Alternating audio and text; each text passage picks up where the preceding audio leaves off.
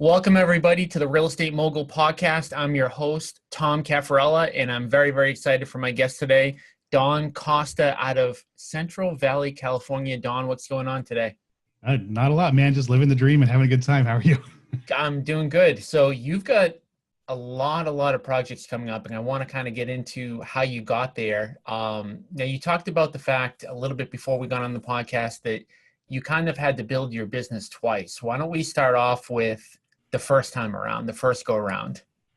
Okay, yeah, I got into the business in 2003, back before I think podcast and a lot of the internet stuff we have. I don't even think YouTube was really a thing back when I first started. Not that I remember, no. Yeah, wholesaling wasn't really a coined term at the time. It was Carlton Sheets days and you know, those kind of things, infomercials, right? So I got into it then. I started as a door knocker working pre-foreclosure. And found I was really good at getting people to sell me their homes. So that was something I figured out real quick, and I just started rehabbing because that was what it seemed like you needed to do at the time. Mm-hmm. And built up a successful company. Most of what I did was really creative, subject to purchasing and all that for the first 5 years of my business. Built up a company that turned out to be a real estate company, a loan. I had a mortgage company, property management, and we were flipping, but it wasn't a real business. So I had a lot of success. I made a lot of money. I think my worst month was like 30 grand in 1 month. My best month was about 120 in 1 month, and built a business where I was making a ton of money, but it wasn't a real business. I didn't have the real people in place, real processes in place to really kind of have it run like it should run. And yeah, So what do you mean by that? So you were obviously, you know, the first thing that you were doing right is you were obviously just buying stuff off market, right? Buying stuff off market. Yeah. So what we were doing right, what I was doing right was, you know, going directly to the seller, getting deals well below market value, structuring the deals in a manner was subject to, I would use subject to lock the property up, and I would use private money, investor capital to fund, you know, the reinstatement money to the bank, the rehab, and then we were flipping these properties, and that was all right. That was where I was really making money. Where I went wrong was just getting like, you know, a bunch of businesses going that I wasn't serious about, that were distractions from the core business, the core of what I was doing right. And so those things became money sucks at a certain time. You know, when the market started to change and it started to turn and go for the worst, those things became like holes in the ship. And so the stuff I was doing right couldn't keep up with it, if it makes sense. Yeah. So it wasn't you know, you kind of mentioned that or alluded to the fact that when the market crashed, you kind of fell on hard times a little bit, right? Right. Yeah, absolutely. When the market crashed, everything fell apart. It was a fast sinking ship. Like I said, holes everywhere. That was hemorrhaging money. I couldn't keep up with it, and I literally lost everything. So were you doing anything? You were doing the rehabbing, and then the other businesses were what? You said you had a loan origination business. What else? Real estate company, property management company, loan origination business. I was in the process of developing sunglasses designs for a sunglass line. I had invested almost $1 million into a restaurant and nightclub that had opened in January of 2008. You know, I had multiple businesses going on, and there's nothing wrong with having multiple businesses. The thing is I didn't have the right leaders, the right people in place, the right systems and processes. I just thought everything I touched turned to gold and nothing could go wrong. And so I was just throwing money out at stuff as fast as money was coming in. And that was my mistake. Now, when you say everything you touched turned to gold, was that because the market was just doing so well and everything seemed to be working for you at the time? Absolutely. We were in a market. Anybody who was around in that market will know exactly what I'm saying when I say it, but you could pretty much throw a rock at a house and turn a profit. And it was ridiculous. If you went over budget and it took longer than it was supposed to take, you made more money. I mean, it was the weirdest thing, right? And so I think a lot of us, especially those of us who are new in the business, got this real strong false sense of security, which is something I'm kind of seeing right now, right? I mean, the market's kind of doing the same thing. We're wholetailing a lot right now, which basically means we're buying it and we're sticking it on the market and we're not even touching it. We're making as much on some of these projects as we would have if we would have rehabbed them and put them on the market. Yeah. And so I want to caution newer people right now that are listening to this, that it's great, take advantage of it, but put the right systems and processes in place, because markets do change, they do turn, And I'm a prime example of losing everything because I wasn't prepared for that. So as of today, we're April 2018. How much further along do you think we have to go with this particular market? Man, if I had a crystal ball, I wouldn't. I'd be at a beach, right? I'm only wondering because you've obviously you've been through it, and maybe you saw some warning signs last time that maybe you didn't heed, or maybe you're seeing some stuff this time that maybe looks familiar. I do see things that look familiar right now. I see just the craziness in the market, and it's craziness on all sides. I see craziness from real estate investors and wholesalers. I see craziness in kind of the retail side of things, but I feel like in my eyes, it's like 2003, 2004 when the craziness is starting. Hmm. So a lot of what damaged and destroyed the last market cycle was the liar loans, the no income, no asset loans, stated income, as some of them refer to, and some of the other crazy loan structures they had out there. The pick a payment where you could actually pay less than your interest each month, and so you could buy a $500,000 house even though you're a busboy making $8 an hour. Yep. And so the negative amortization, I guess, basically where if you don't make the entire interest payment, it just goes to adds to your lack of equity. So I don't see those things. And those were a large part of what drove the market last time, because people that could not or should not have been buying houses were able to buy multiple houses at a time or refinanceable money out.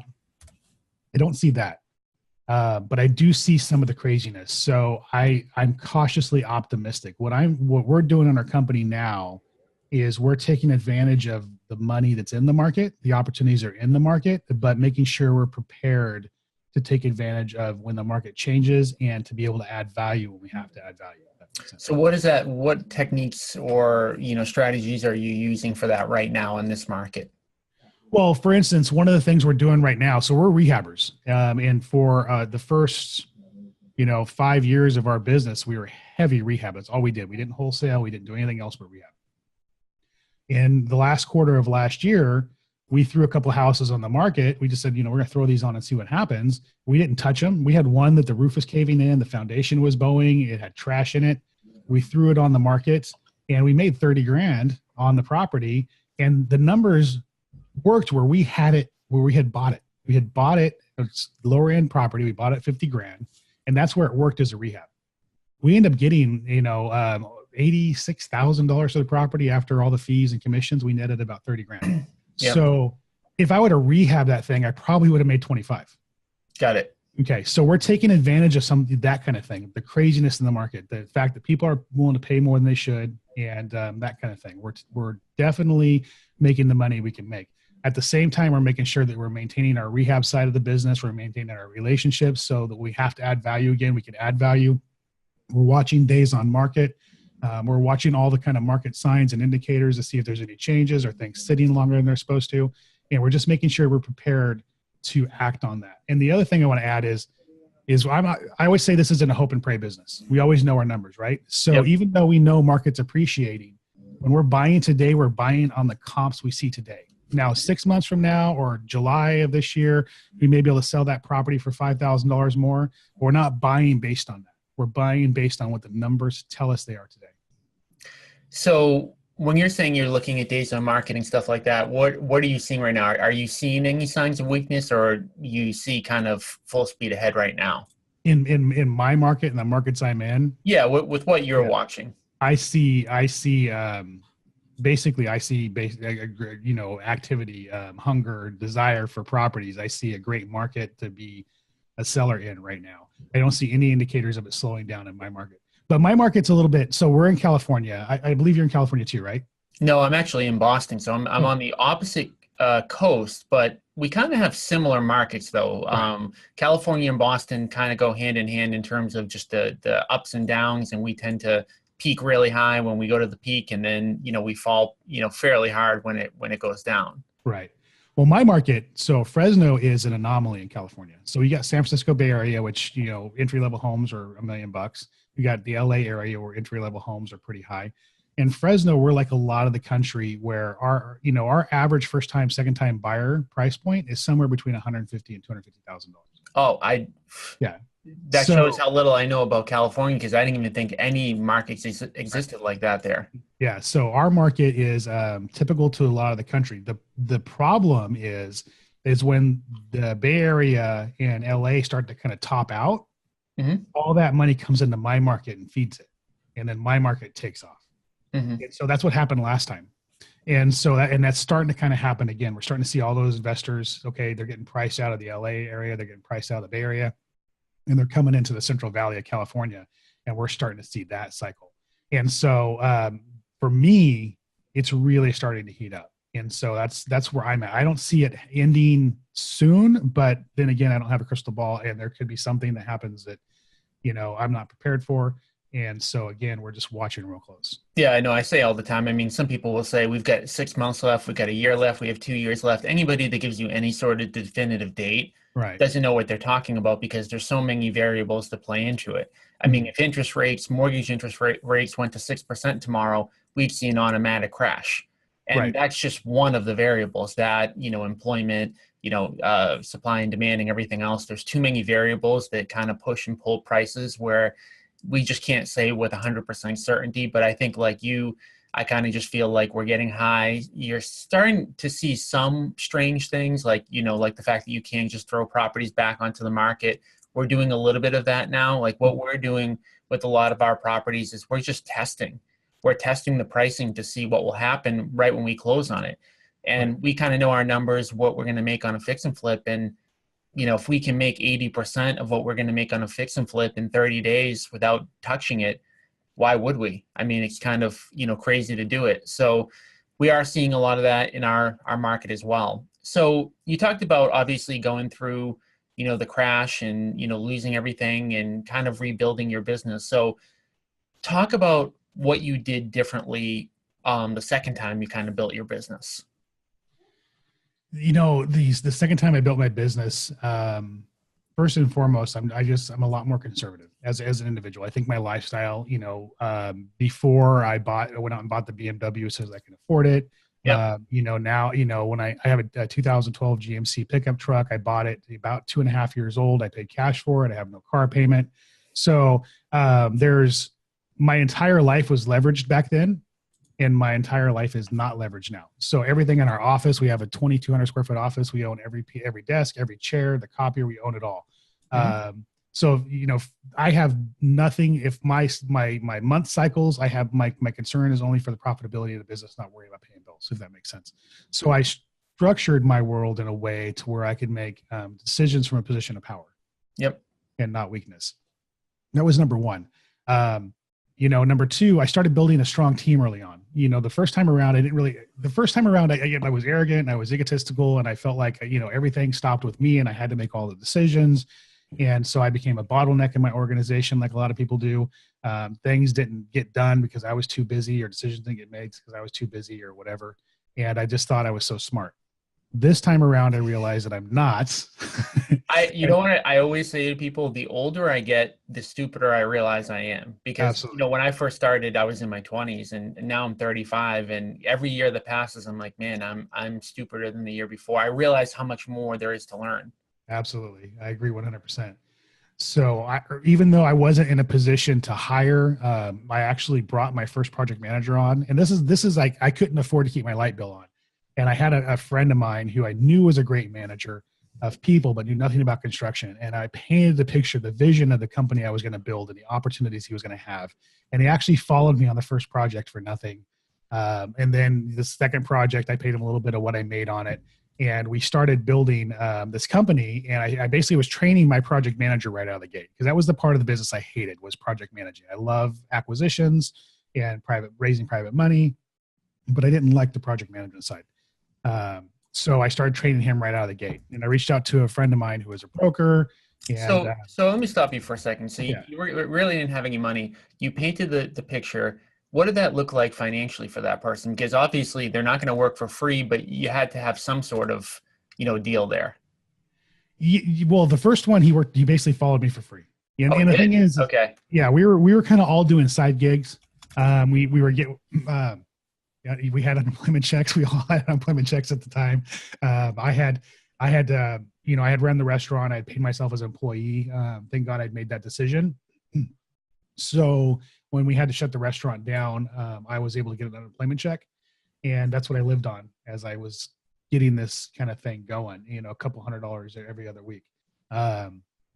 And so we all had either side gigs or unemployment checks to live on. And I just painted the picture. This is what we're going to do. This is what we're going to build. This is how we're going to do it. This is how much money we're going to make. And we did the first project in June of 2012, sold it in September 2012. I made $9,000. I had to split it 50-50 with the guy who funded it. Did the JV split. And the money was spent before I got it, but I made $9,000 and it was on. In November of 2012, we bought 2 properties. We actually closed a day apart from each other. And those were the first 2 that I'd done as my new company. And, Lucius followed me around on those, my project manager. And I ended up giving him a little bit of what we made. So on those, and then it was on. We did 2, we did 1, we did 3, and then we just started getting more consistent. And I started kind of bringing people on as we grew, and I just built a good team. I think at the end of the day, I built a good team. And so talk a little bit about the vision that you painted for him. Well, the advantage I think I had, but it's still something anybody can do, is I knew the possibilities. I'd built one of these before. I knew what kind of money could be made. Mm-hmm. I knew the opportunities in the business. And so I was able to just lay it out. If we do X, Y, and Z where the market's at right now, we should be able to make, this amount of money in this amount of time, and we can build a business that's sustainable, and I painted the fact that I was wanting to do what I did for the last 5 years, which is, accumulate capital, as much capital as I possibly could. And then we were going to transition into buy and hold and long-term investments. And this is what your life is going to look like when we get there. And, right out of the gate, I knew I wanted to get out of the way. I wanted to not be a bottleneck. I wanted to create an organization that ran on its own.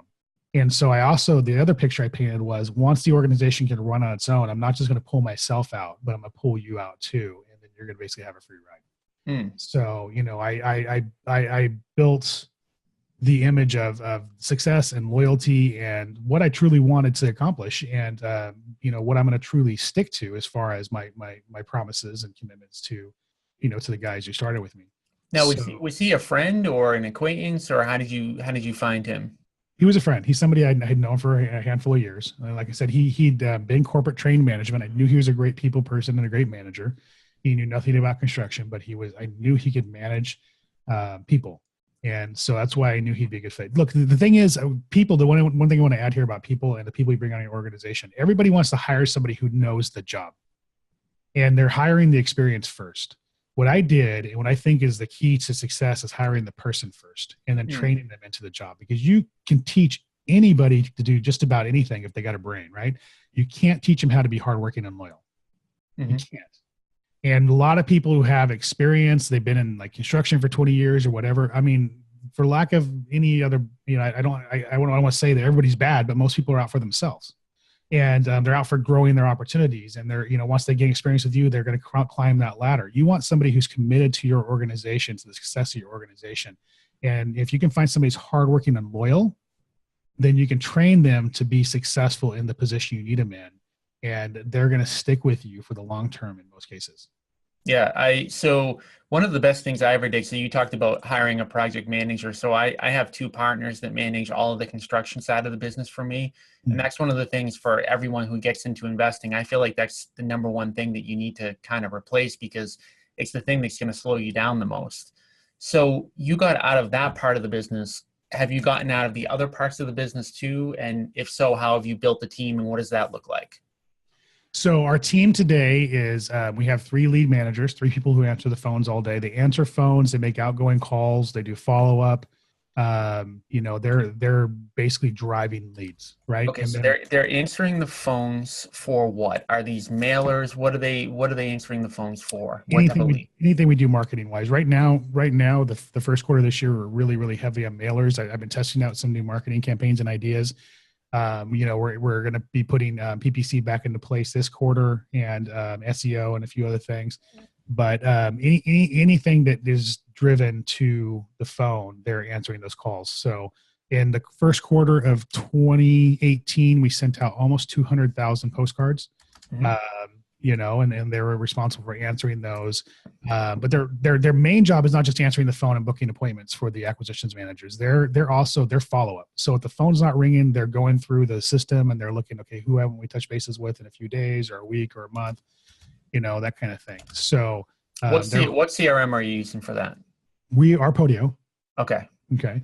And of course, we were using Investor Fuse. We switched since, and we're testing a new company out to see how well it works and flows for us. But Podio is our base. Nice. Good deal. So your acquisitions managers are taking the calls, they're following up with people, and then I'm assuming that they're sending somebody out that's not you, right? Absolutely. So then we have the acquisitions managers, and our lead managers are booking appointments for the acquisitions managers. And the reason we have 3 lead managers, it seems like an overkill, is because 2 reasons. One, I want to make sure follow up. We're like on top of follow up, and we're doing cold calling. So we're not doing cold calling on the volume that a lot of these other companies are doing it, but I still want us doing it. And then we're also in multiple markets. So we have a couple people in different areas that we're in that go out for acquisitions as well. So we're answering calls from multiple markets in our one hub. So lead managers book appointments for the acquisitions managers. Acquisitions managers go out and do the appointments, and they're the ones that are responsible for building the rapport with the seller and locking the property up in contract. Okay. And so how does the pay structure work for both the acquisitions managers and the people who are going out on appointments? So the lead managers who answer the Lead phone, managers. lead managers who answer the phone, they are hourly, plus they get a bonus every time that we get a contract that closes. Hmm. And the acquisitions managers are they are what's the word, commissioned. So they get 10% basically whatever we make on the property. Regardless of whether you wholesale it or fix and flip it or whatever you do with it? They get 10%. Mm-hmm. Okay, makes sense. So the first step there is the marketing, and you said, letters, Google pay-per-click, SEO. You have the people on the phones that are booking appointments for then the sales reps to go out face to face. The face to face people are getting 10% of the profit. The people that are on the phones are getting hourly plus a percentage or some sort of commission on the deals that close. What else? Do you have anybody else on your team? Absolutely. So once acquisitions gets it into contract, it actually goes over to our office manager. I guess that was what I'll call her. She's like kind of like assistant bookkeeper, office manager, and then she coordinates a transaction. She does all our transaction coordinating, and she puts it into the system, notifies the project managers that we have a project in the system, and project managers take it from there. Project managers will set an appointment to see the property and confirm the rehab budget, make sure we can do it for the assessment that the acquisitions manager put on it, and they'll start scheduling the work to be done if we're going to rehab it and prepare for the work to start when we close on the property. Or we have a weekly meeting every Tuesday. In that weekly meeting, they will voice, hey, this is a project we're going to make money on, but it's one that we'd like to throw on the market and see what we get, just because it's going to be a pain in the butt project. And so those decisions are kind of made on Tuesdays.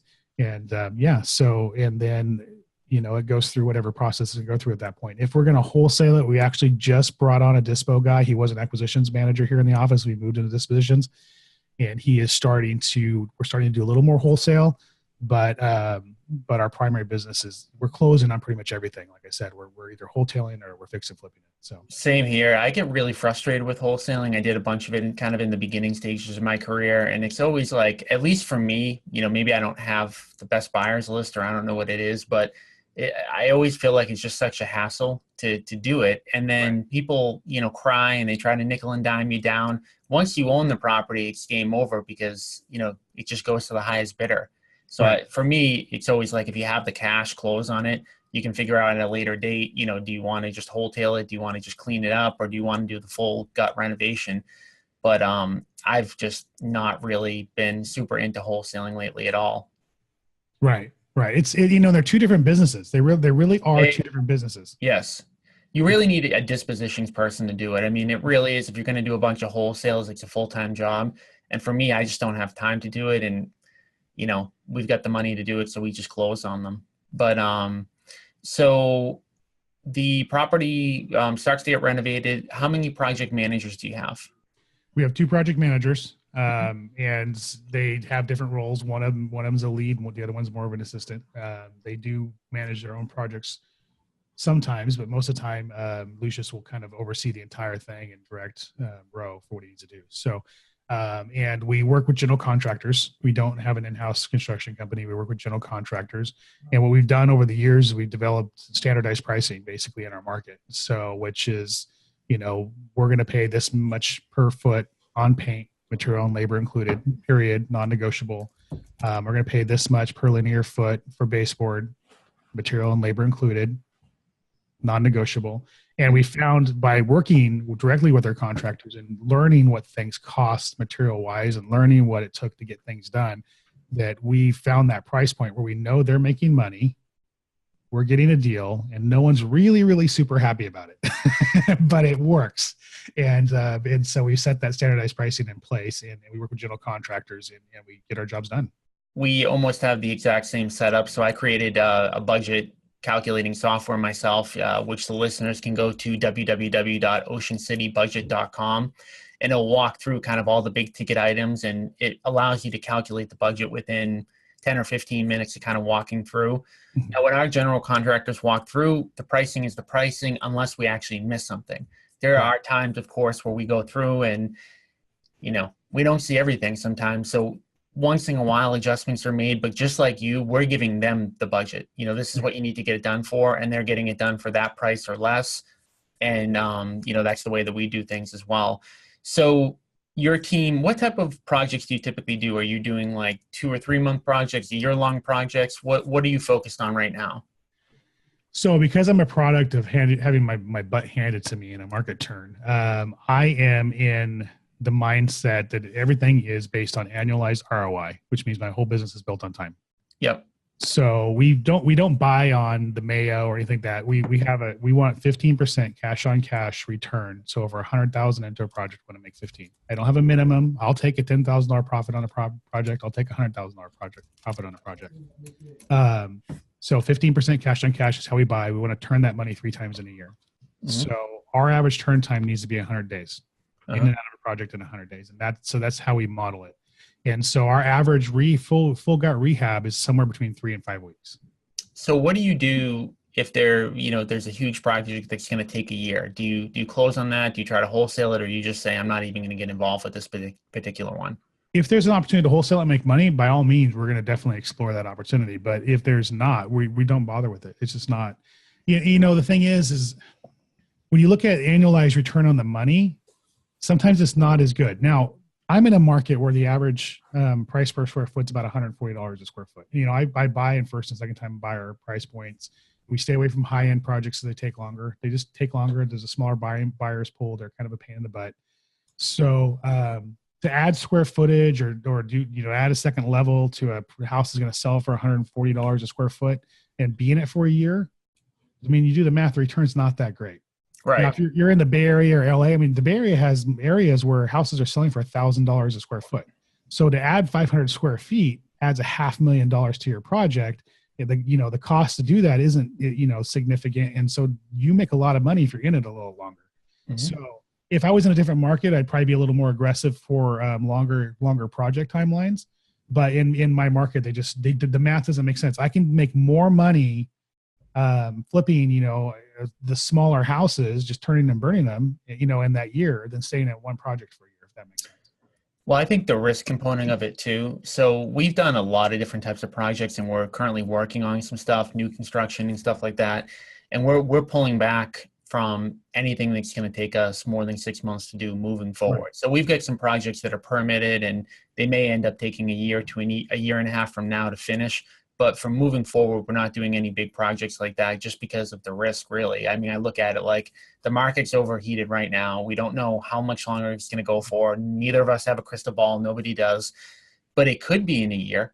I wouldn't be totally shocked if the market started to have a downturn in a year. It could be 2 years. It could be 3 years. We really don't know for sure. But we do know that we're getting towards the top. So to take on those longer projects, and like you said, I've experienced the same thing, that a lot of times the longer term projects, the profit is higher, right? So you might make 100,000 versus 40,000, but when you actually look at how many times you turn over your money on the smaller projects, you're taking less risk.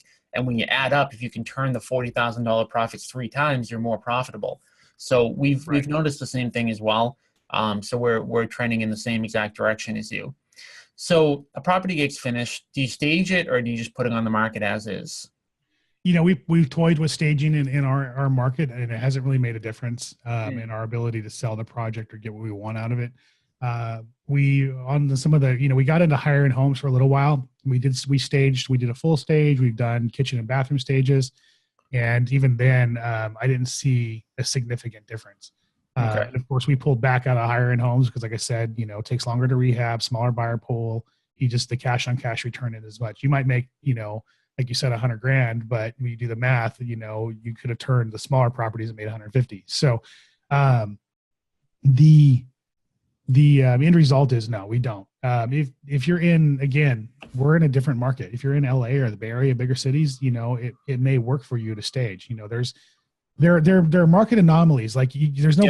there's no blanket postcard. There's no blanket mailing list. One of the things I've noticed is you can, Everybody always wants, oh, give me your letter that you're sending. I yeah, always tell people the letter that I send, it might not work as well for you as it does for me. You've got a split test. So the concept yeah, of split testing with marketing and even with the staging, you're basically testing different things, right? So you're mhm, getting advice from different people.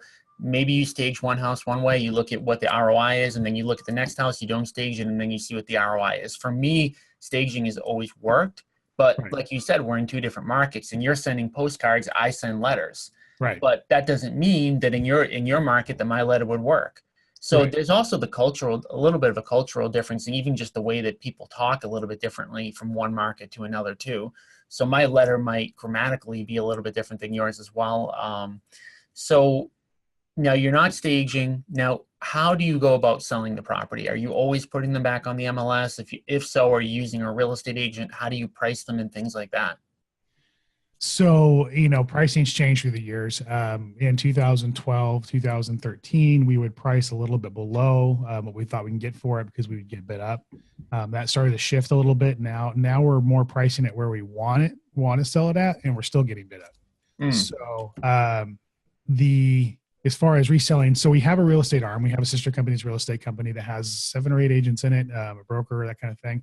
So anything that we Are in you the broker? no, I'm not. Okay. So in California, you can set up a corporation, have somebody be a broker of record and manage it for you and still have it be your company. Hmm.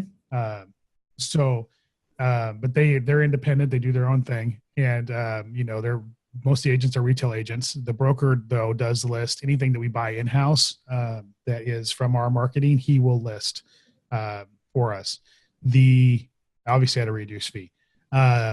The stuff that we buy, I'm very big on networking and building relationships with agents and people outside our office. And so if an agent from another company brings us a property, we'll write the offer directly through them. And as long as they're competent, we will list with them, which not all agents are created equally. There's some incredibly wonderful agents and there's some incredibly not so wonderful agents. So, The gap is incredible. So I've got yes, a 230-person real estate brokerage, and there's not a lot of requirements to get your real estate license. So you literally have some of the most professional people, skilled salespeople that you'll ever meet, and then going right, all the way to the exact opposite. And I think one mistake that a lot of investors make is that they do think that every real estate agent is the same, and there's just such a dramatic, difference. And some agents understand the investment business. Some agents are super successful and they don't understand it at all. So there's just a huge gap.